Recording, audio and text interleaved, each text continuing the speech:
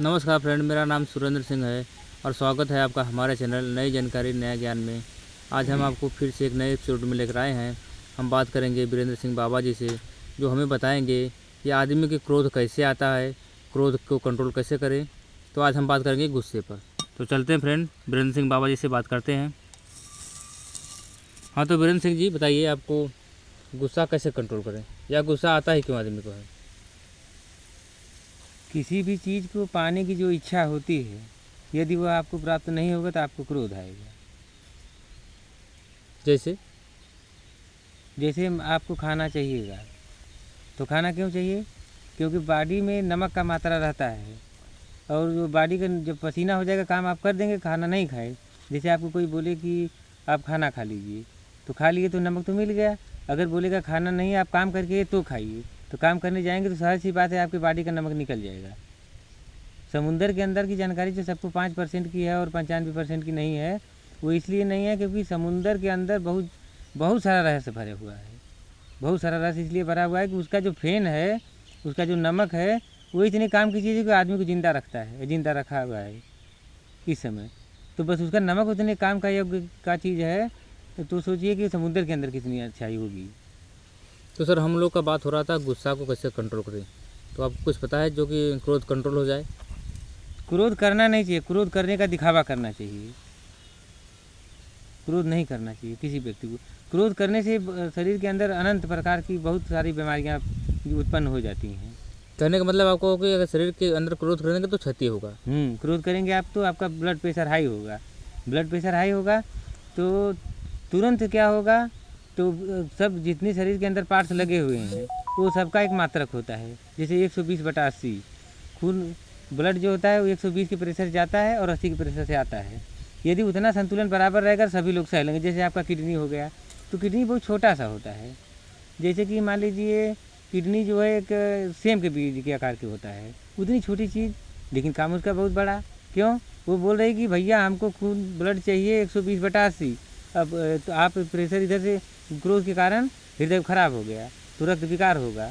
तो रक्त विकार होगा तो मतलब जो आपका बीपी है उससे रक्तचाप में बदल जाएगा। तो उच्च रक्तचाप जो होता है वो 120 के 140-90 कर देगा, तो हाई ब्लड प्रेशर में हो जाएंगे आप। तो वह पार्ट्स बोलेगी कि हमको इतना ब्लड तो नहीं चाहिए था, इतना तेज़ी से नहीं चाहिए था, क्योंकि हम कमज़ोर हैं।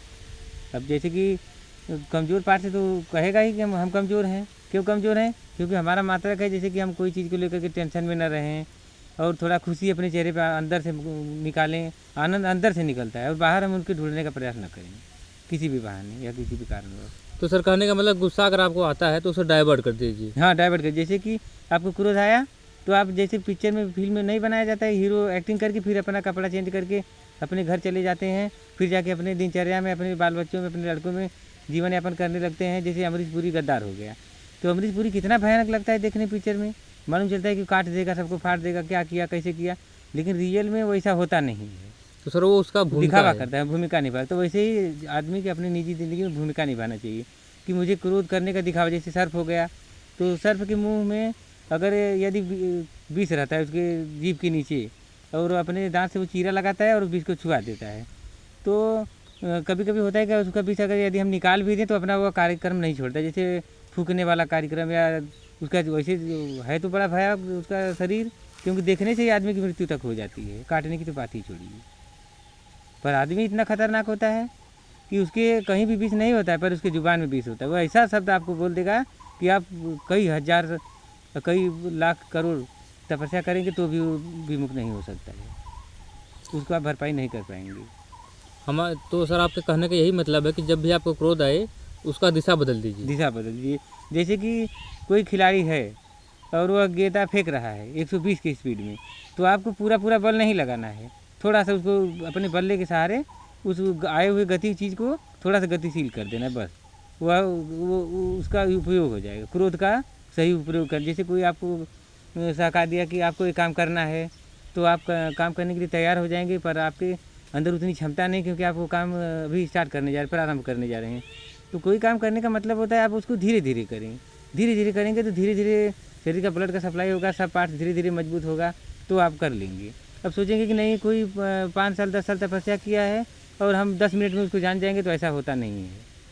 तो सर, बहुत से लोग क्रोध में अपना जान दे देते हैं, तो वो ऐसा नहीं करना चाहिए, उसके बारे में कुछ बताइए आप हमको। वो गलत करते हैं। यदि कोई समस्या का निदान अगर मृत्यु होता तो सभी लोग मर जाते, अब तक कोई बचा नहीं होता, लेकिन ऐसा होता नहीं है।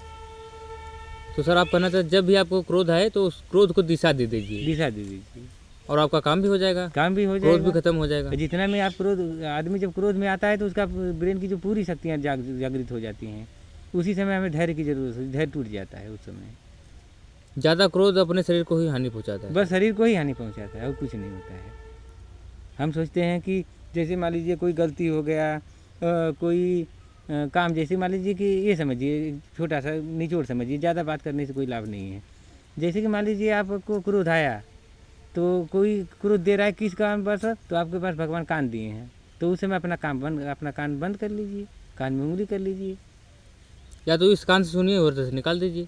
ऐसा होता नहीं है, इस कान से उस कान से हवा भी नहीं निकलता है, सबका संतुलन होता है। क्योंकि कान का मतलब होता है कि वायु को सीधे प्रवेश करना।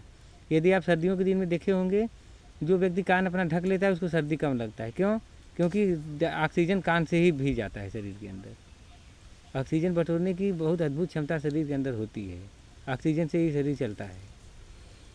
ऑक्सीजन अगर शरीर के अंदर मुश्किल 5 मिनट से 10 मिनट तक नहीं गया तो आदमी की मृत्यु हो जाएगी, क्योंकि पॉइजन बदल जाएगा पूरे शरीर में, फिर सुधारना मुश्किल हो जाएगा।